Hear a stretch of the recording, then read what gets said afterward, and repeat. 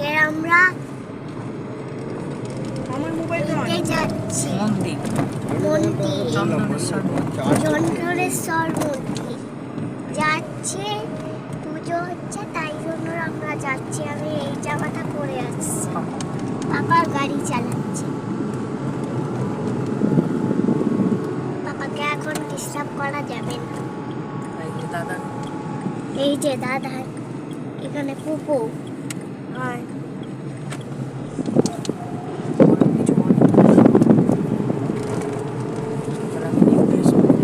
আমি new dress পরে এসেছি।